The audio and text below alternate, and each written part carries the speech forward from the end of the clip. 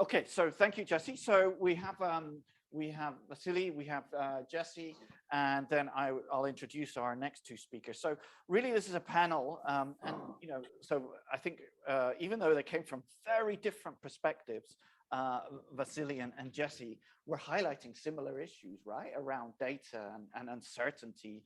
And both of them are talking about looking forward. TCFD, I think, came through in both of them. And so this panel is all about trying to understand the difficulties in assessing climate risks, and in particular, given this sort of climate risk arms race that's going on, to try and understand these risks, and they really need interdisciplinary teams. And so we've met we've met Jesse and we've met Vassili. So I'll introduce the other two panelists. So Olaf Adam is a senior manager. Sorry, Olaf, a senior manager at Westpac New Zealand. He's been in the banking industry for over 15 years, and he is part of their climate risk team. And Westpac were leaders in New Zealand in the space, or are leaders in the space. They were the first to do a really in-depth climate risk assessment, which I think came out last year, was it? Yes, I think it was last year. Yeah, that's correct. Yep, and so that was done in conjunction with NIWA. So these guys actually engaged it's a national weather, our Crown Research Institute that is equivalent to CSIRO to do an analysis of climate hazards. So welcome, Olaf. He's the third panelist, and the final panelist is Michael Lebon, and he's CEO and founder of EMI. And I talked about EMI earlier today. So we've got this partnership where we're doing climate risk assessment. So Michael is a CFA chartered holder. He's from Adelaide. I think he did his undergraduate degree in Adelaide. He's worked for energy companies, electricity companies. He's done carbon trading and so on. And at the moment, he heads up EMI. So maybe I'll hand over the floor to each of you. So maybe starting with Michael, just to talk a little bit about what you're doing in the space. So Michael, you're obviously in the climate transition space. So just over to you to have 3 minutes to talk about EMI and what you're doing and what your role you see for yourselves in the sort of climate risk assessment space. Yeah, thanks, Ivan, and thanks for having us. So EMI is very much about, we focus on the transition risk. We don't do physical risk. It's purely transition risk, for a raft of different reasons, which I won't go into because of time constraints. Basically, the premise of what we're doing at EMI is it's all around, I guess, providing the private sector. When we look at where the risks to a carbon constrained economy really sit, they sit with institutional investors. That's where the bulk of the risk is held, because they're the ones that are invested in assets that are going to basically have to make this transition to net zero. However, for investors to be able to make these proper investment decisions and understand how in companies and are exposed, and how their funds are exposed, there's a few problems. They don't really have, the data's not really there. They don't really understand how they can then get insights, and they can't really create integration within their investment process around carbon. So this is where EMI comes in. EMI is all about better data, better insights, and better integration for the investment community to be able to actually integrate carbon risk analysis into their investment process. Now, the way that we do that is we start from the ground up. Rather than trying to say there's TCFD requirements over here, or there's SFDR over here, there's stress testing, what have you, we actually start from a process of going, what is any listed company's exposure to a carbon constrained world? And how does it look in an objective manner? Because investors, what investors like is they like to be able to have objective data where they can then flex it to their own risk tolerances and their own assumptions, where they can then have conviction in their investment decisions. So what we're doing is we're basically tackling this problem of the data problem first, which is uncertain scope 1, 2, and 3 emissions, where we're doing a lot of work with the University of Otago, to then basically marry that up with objective financial data for any listed company, which then allows us to basically benchmark them against global carbon budgets under a 1.5, 2 or 4 degree world, which then gives us a benchmark to say, how does any listed company stack up right now on a carbon constrained world, and what do they need to do going forward from both a financial as well as carbon perspective in 2025, 2030, 2040, 2050 and beyond. Because we build it all in objective, it's all data, there's no qualitative assumptions or opinions. What we do is we basically do 80% of the heavy lifting for the investors. So they don't need to have PhDs in climate science. They don't need to understand how carbon markets necessarily work and manipulate and basically control all the data. What they can do is they can put their own risk tolerances, their own assumptions and their own sort of carbon views of the world, run scenario analysis to then basically get to what we solve. They can first of all understand, manage, and then solve carbon risk to then integrate it into their investment process to then allow the cost of capital to do the talking around where we want to see the transition go. So I'll just pause there, and that's in a nutshell how Emmy's operating. Fantastic. Yes, and we've really enjoyed our collaboration. Olaf, over to you, and tell us a little bit about what Westpac has been doing. Yep. Kia ora, everyone. Ko Olaf, toko ingoa, ko Westpac haute mai ana. It's really a great pleasure to be on, a real honor to be invited on this panel. So thanks, Ivan, for that opportunity. I just want to reflect a little bit on the topic of this panel, the challenges of modeling.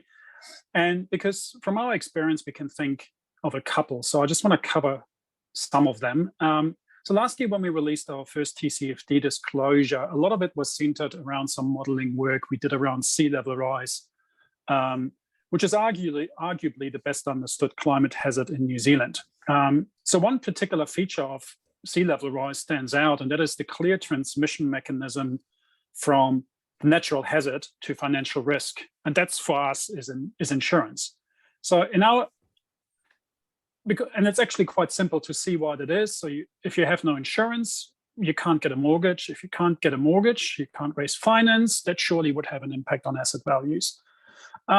As sea levels rise, coastal flooding becomes more frequent to the point where insurance may not be available anymore or simply not affordable. So you kind of have these various elements, and you can easily create a transmission pathway that takes you from the natural occurrence of climate change to the financial impact. And that's really important, to pick a risk that is relevant in the context of your organization, in this instance, obviously a bank.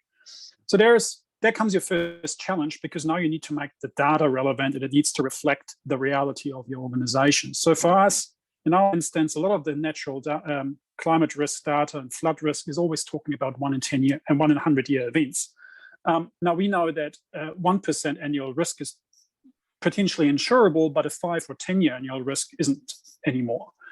So that actually means that the first challenge you have is trying to get the data fit for your particular context. And that may or may not be available. In our instance, it needed some additional work. And we actually got the data. We used 1 in 10 year or 10% annual exceedance probability simply as a proxy of insurability. The second challenge for us is really understanding the limitations of the data. It is fairly tempting for a bank to simply squeeze climate risk into credit risk models. After all, credit risk models is what we do. We've done it for decades. We calculate expected loss by looking at probability of default, ability to service, in other words, multiplied by loss given default, roughly the value of a security. You can make some assumptions around these things and around climate change, and you can really use scenarios to squeeze your numbers into that. But just because you can plug figures into a robust formula, that doesn't actually mean you get a meaningful output. And that's a really important thing to understand for a bank.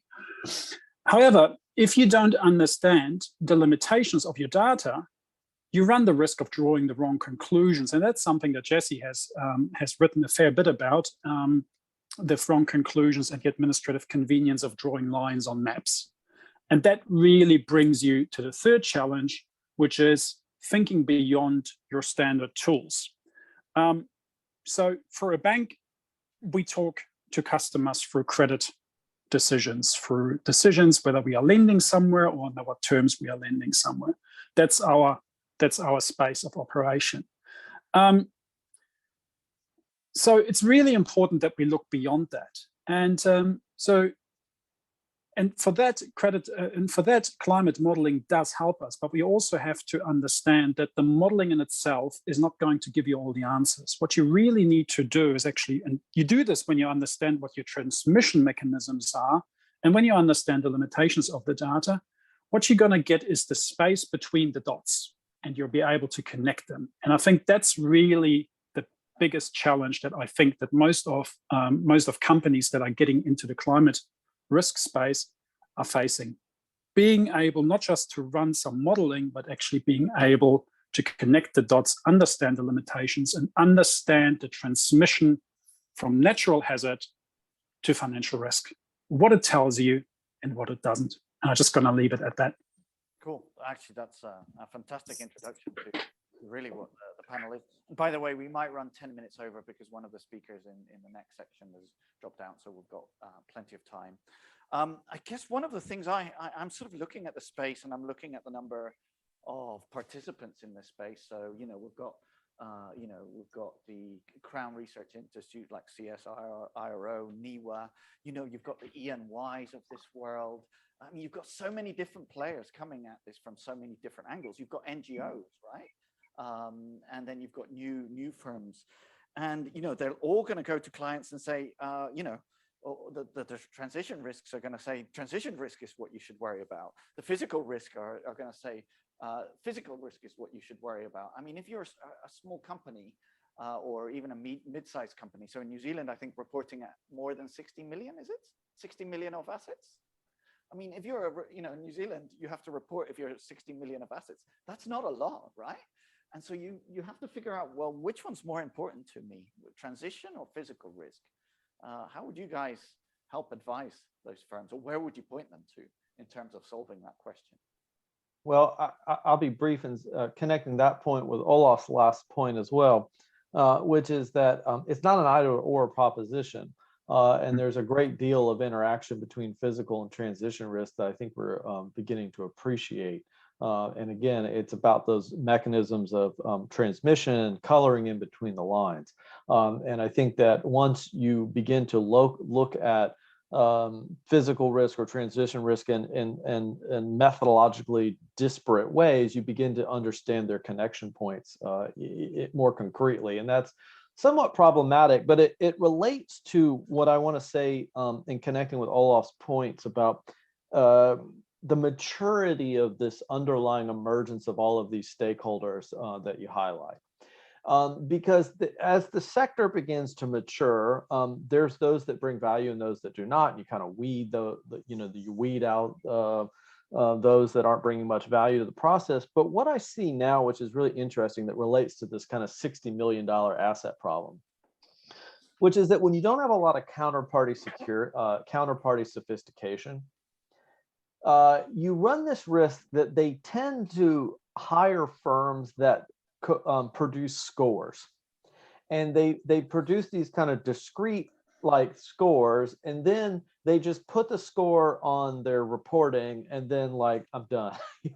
There's some director level governance discussion analysis or whatever, but it's like, hey, we got the score, we did what we needed to do, next, right? And that's where we're at with a lot of firms. And I think, unfortunately, that clouds an awful lot, and it creates really unhelpful heuristics that aren't really guiding more resolute and more difficult decision-making about where to invest and disinvest. And it's a massive challenge as we see the next hurdle of maturity, because the big firms that tend to dominate in this realm are essentially B2B. And they're operating with fairly sophisticated counterparties to customize all of the analysis. But as we have more off-the-shelf products, we run this risk of diluting the underlying integrity of the work and relying on quantifications that I would argue probably don't have the same level of ontological objectivity as one would argue. Yeah, I'll go Vassili. Sorry, Michael. No, you go for it. I had a half-hour slot, so I'd echo that sort of thematic around some people just want, there's a lot of just a score and that's it. I'm done. We could be, looking at Emmy, yes, at the very tip of the iceberg of what we produce could be considered a score. But we're very, very, very clear that that is only the very tip of the iceberg. And to be really able to understand what your risk is you need to be able to understand the deep risk drivers of what is producing the overarching score. It's only to point you in the direction, but realistically, the score has, or however you do it, there's assumptions, then there's data behind it. And that data is, and assumptions, we don't know what that answer is. So we're not trying to give people an answer. The way we see the world is we're trying to help them get to the answer that they believe based on their risk tolerances and their assumptions and scenarios of what climate and carbon risk could do. So what, Ivan, to your point around, is it climate, is it physical, is it transition? Or it's both. But to Jesse's point, I 100% agree. You need to be able to effectively stress test and do scenario analysis around any of that, because we don't actually know what the end result's going to be. We are looking at an uncertain future. And like any other investment process that you do, you don't just take a point, you don't just take a score. Like you might take a credit score, but you understand what the drivers of that score is if you're going to use it properly, and then you'll do sensitivity and scenario analysis behind it. And that's where we need the market to get to, rather than, as Jesse says, just taking a score. And it's nice for a holistic, light touch governance sort of procedure, but it's not how you have to do it. You actually have to go down this holistic, what is the overall picture and how unsensitive or sensitive, uncertain and sensitive are your assumptions to, risk factors. Okay, Vassili, do you want? Yeah, I might just chip in. I think this is kind of the area that the climate resilience enterprise is trying to fill. So the idea is that it would be a portal that customers would log into, and it already has a pre-curated set of climate data sets, and distinctions are made between what's a reanalysis, what's a projection, what's a forecast. And there'll be some example workflows by which that are scientifically defensible, that make sense.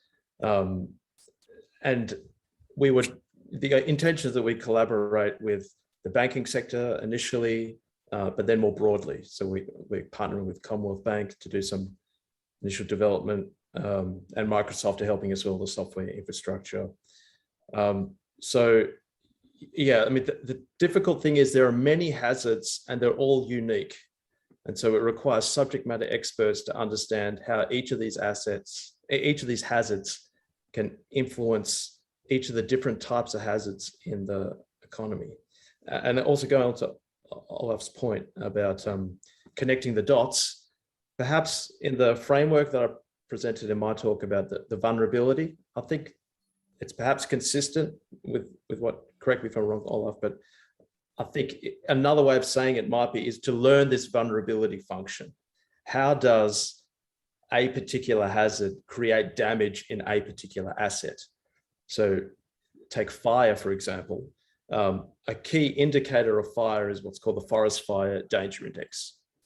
But the problem in learning any relationships between, at least in an Australian context, between fire and the damage it creates to the Australian economy, is that every fire you've seen is the biggest, strongest fire you've ever seen. So it's hard, it's the representativeness of the historical record is challenging. So the best I think we can do is to assess reasonable bounds of these damage functions or vulnerability functions, or however you want to assess it. But yeah, lots of work to come in this area, I think. But I guess what we're trying to do is do what we do well, quantify the hazards from climate data, and at least have a base curated set of data sets that the users can feel comfortable in, and we can begin to build this library up of example workflows and applications. So one of the things that worries me here is equity, right? So going back to my $60 million company, I mean, Westpac can hire NIWA, have the deep pockets to hire NIWA. And to some degree, I sort of understand these smaller companies just looking for a score and putting it up there. I mean, how, so it's almost a bit like the sort of climate north-south debate, right? So, the whole of the Western world is tooling up. There's this arms race. and the developing world just don't have the tools. So there's also this dichotomy between smaller and larger firms. And what can the state do to make this fairer, right? I mean, you know, if I'm a $60 million company, with respect, you know, I'm not going to go to CSIRO to work with them with the data, because it's probably just going to be too expensive. So I would, yeah, look, I might just chip in there. Part of Australia's international aid budget does go toward CSIRO doing work, at least in the past, has gone to CSIRO doing work for nations in the Pacific, assessing their climate risk. So that's one avenue, but that's not a systematic solution. Actually, so I was using it as an analogy for smaller companies. So. Yeah, so Yeah, sure. Yeah. Ivan, I was going to say, were you setting me up for an alley-oop there? Because the way that's exactly how we see the world. That's we talk about democratizing carbon solutions for the entire investment universe. This isn't just, we can't just, if we want to solve this problem for the whole market, we can't just be pandering to the top 5% that can afford this, because we won't solve the solution. We won't solve the system. You know, BlackRock have got an amazing, you know, sophisticated system within Aladdin, but it's inaccessible for the bulk of the market. Where we see Emmy and how we're pitching it is, Emmy can be used as simply or as sophisticatedly as you require or need.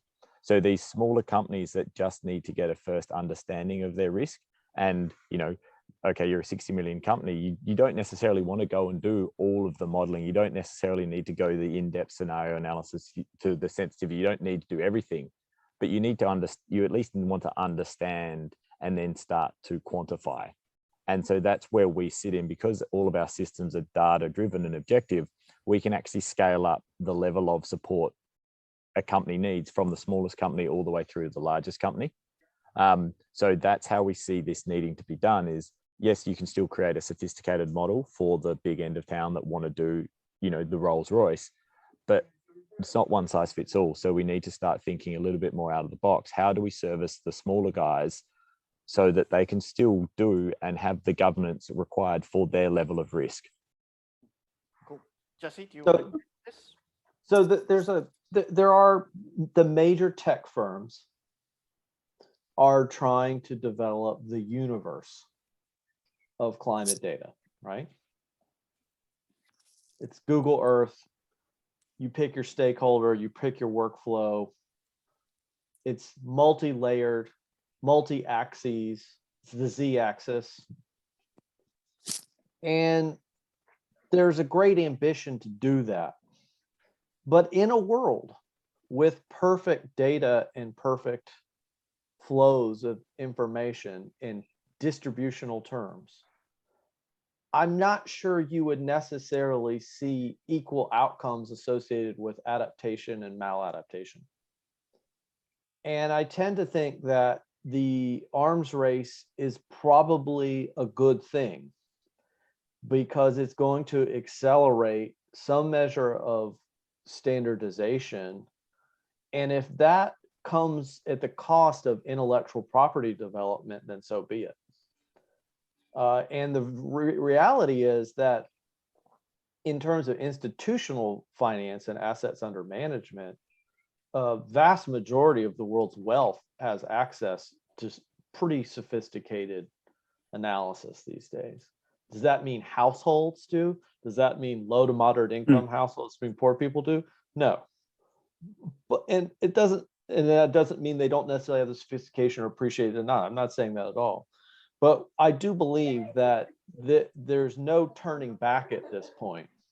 And there's going to be trade-offs to be made between that intellectual property and the distributional accessibility associated with that flows of analysis. Because ultimately, this is a function of judgment from which pure flows of information are not necessarily going to flow. What I think we're really trying to get at with this small to mid-sized firm that you highlight, that I think is a perfect entry point for so much of this, is how do you connect to the industrial ecology of a net transition? It's actually about market share. It's the opportunistic aspects, I would argue, and less about the risk dimensions of how you're trying to maintain an intelligence to grow your market share or find a new market niche as you transition your obsolescence in one dimension to your growth in another dimension of your enterprise. Cool, fantastic. Okay, I've got 2 questions for each panelist, and so they have to give me like quick fire answers. Okay, so oh, actually no, there's another issue I want to talk about. So independence and competence. So I think we sort of touched on this, but independent of advice. I mean, you know, you're getting advice from people you're paying. And so how are we going to deal with, you know, I'm just thinking, for instance, credit ratings and what happened in the run up to GFC, right? So, and I guess I'm thinking, what's the role for academics in all this, right? I mean, yeah, sorry, I haven't framed my question very well, but clearly people are paying for a product and there's a danger that they get the answer they want rather than the answer. Well, there isn't an answer, right? That's part of the problem, right? You know, there might be bounds that can be given. So if we start again with Jesse and then work from there.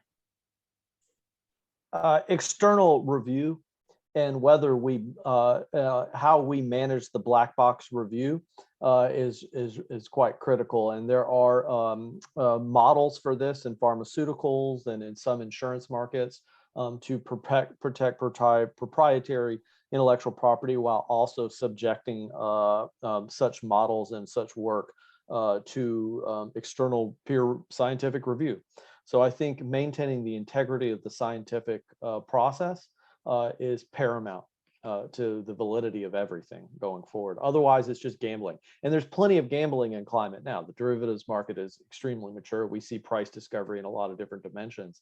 But let's move from gambling to science. And I think that's the role of academics. Cool. Olaf, we had a good chat about academics at the launch of the Sustainable Finance Forum.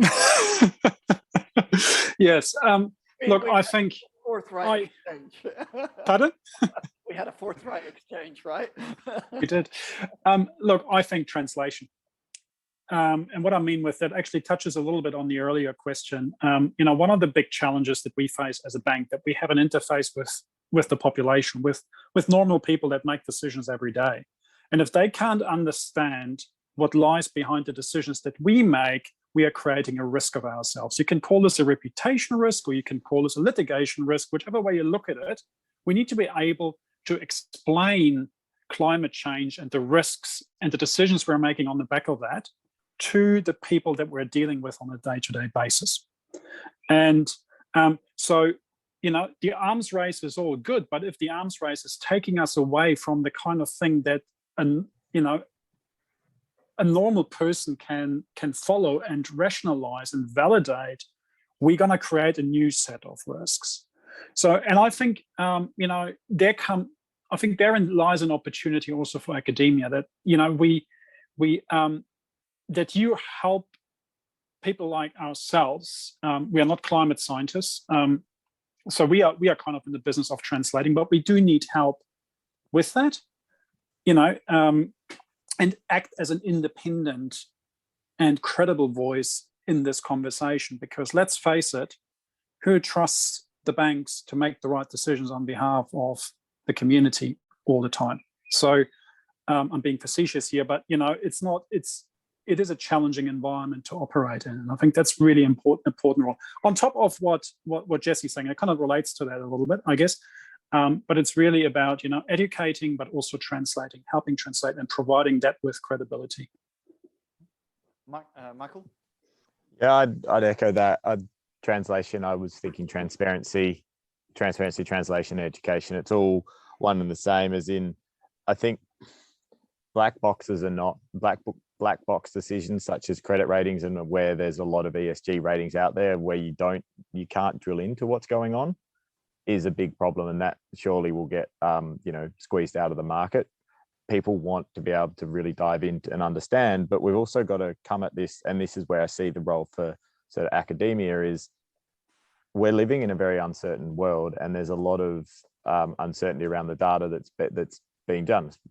We speak specifically from the transition risk side of things with carbon emissions, and so, well, we're walking the talk, right? We've partnered with you guys at the University of Otago to work on emissions modeling for companies. Now, when we talk about transparency, we continue to walk the talk, because we know we don't just come up and say, these are the, we've got the answer. We know that there's inherent uncertainties, and that's why we're doing the work with you guys. And I think that's where the broader academic sector has the role to play, is really helping to hone in and understand what the uncertainties are around the models that are being used, because you guys have the resources to do it, but then also helping to publish papers to talk around and basically educate and get that transparency, and as Olaf talks, that translation, so people can really understand it in a peer-reviewed way, rather than us coming and saying, yes, we're trying to do the right thing, but at the end of the day, we're a commercial organization, so people are going to, we're going to want some form of validation. So the transparency, translation, and then education point that academia can really help with is paramount. Cool. Vassili, do you want to come in? Yeah, just like to echo those sentiments. In terms of credibility, peer review, it's not perfect, but it's the best we've got. There's nothing at this point that's better than your competitors telling you that what you've done is great work. So that's a big tick. So here's to finish off the quick fire thing. Okay, so I mentioned there's NGOs, there's the E&Ys of this world, there's startups like 24/7, etc. Who's going to dominate the space? So Vassili, who do you think? Is it going to be the Crown Research Institute? I have no idea. Good answer. We're just look. I hope that we're all going to try our best, and we've all got good intentions, and we create a better informed world that can make better decisions for all of us. I've got no view on who's going to be the winner. Okay, that's way out of my wheelhouse. Okay, Michael. Or if you don't want to answer, don't worry. Well, if my investors are listening, I'd have to say us, because that's why they've invested in us, right? But no, it's probably more collaborative, and where we really see the world going is, my view of the world is governments will eventually be the ones that will step into this space. But what private institutions need to do first is create the tailwinds to allow government to step into the space, and then they'll really get in. Because that's what I've seen over the last 15 years is governments have the ability to help, but there's too much sort of politics going on still. Once we get to a point where we have startups, NGOs, even big financial corporations, all of them starting to push one way, that'll get it to the point where the dam wall is about to burst, and then you'll just get governments riding straight through and picking this all up. And then that's my view. We'll end up with hopefully what Kyoto was supposed to do 15 years ago. Okay. Olaf?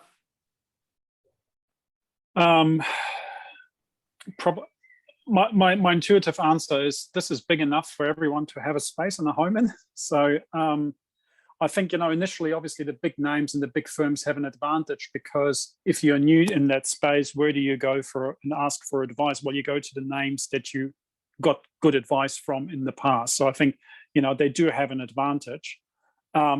Ultimately, they come at their capacities. They come at the limit of their agility at some point, and this is the space where smaller, nimble organizations will fit in, and then they will push the big ones forward. So I think it goes around in circles. I think so. Initially, the big firms have an advantage, but then they might not necessarily also attract the right people that can do the work at the right time, and perhaps to a price that doesn't put, the punters off. Because that's another thing, right? If you're new to this risk, you're still some punters still need convincing that it's actually a real thing. Right. And so, they might not want to put $700 an hour for a partner for EY on the table. So, I think it's all of them. I think there's a place for all of them. Okay, Jesse. I mean, you wrote the science article on the arms race. Yeah, I think that firm doesn't yet exist. I think we have many rounds of mergers and acquisitions of smaller firms and mid-sized firms that currently dominate the landscape. I'd say in the past 2 years, we've seen a shuffling of the cards, and there are now probably 10 major climate service providers who disproportionately, let's say that my guess would be the top 10 probably account for only 20% of the market share. Right. So that's basically where we're at. And I tend to think that the big firms and the McKinseys, EYs, Boston Consulting Group, Bain, and others will come in and make some ill-advised acquisitions and not know how to integrate it within their service lines and realize they're setting themselves up for more conflicts of interest for their traditional and conventional lines, and realize they're out of their league and will walk away. And I think it's likely going to be the Microsofts and Googles of the world that will tend to make the most beneficial acquisitions of intellectual property. The big service firms are just not good at doing that and integrating that. The engineering firms are also not well equipped to do that and integrate that for service delivery. So at the end of the day, I tend to think big tech will unfortunately garner more and more market share. And that's their goal, to create the universe. And where does that leave you as an academic? I mean, I know you have interest in startups, but putting that aside, where does I mean, for me personally, I have a slew of different firms that I advise and invest in, and all of them at some point in time are building their own unique niches. And this goes back to the point, there's room for everybody. And why is that? Because there's so much work to be done. There's like endless amounts of applications here. And I mean, I have a firm, Forerunner, and all Forerunner does is essentially it's data. It uses machine learning for managing elevations. The simple proposition of an elevation of a built form for infrastructure, for housing, for insurance. Believe it or not, we don't have great data on the elevation of things. It seems so simple, a simple engineering elevation certificate, but that's all they do. And it's a market share, and they make money and they're profitable. And there's just enough work for all of these firms to grow horizontally. But the big integrated service providers are going to get eaten up by big tech, unfortunately. Wonderful. On that cheery note, thank you very much. A fascinating panel. A sort of subplot of all this is just the providing advice and service, and it's a real headache for those that are taking the advice, like Olaf. So fascinating panel, an academic, Jesse, thank you, but also involved in the startup space, an exciting startup from Australia, Emmy, Michael, Vassili from a Crown Research Institute, and the buyer of all these products, Olaf in Westpac. Thank you very much. Yeah, you're going to have to do a lot of buying. So thank you very much all. We're running 15 minutes late, so we'll start at 3 o'clock. One of the presenters in the next session's dropped out, so we've got plenty of time. So for those of you that are online, if you could come back at 3 o'clock, but if we could thank our panelists and show our appreciation. Kakite. Take care, everybody. Thank you. Thanks, everyone.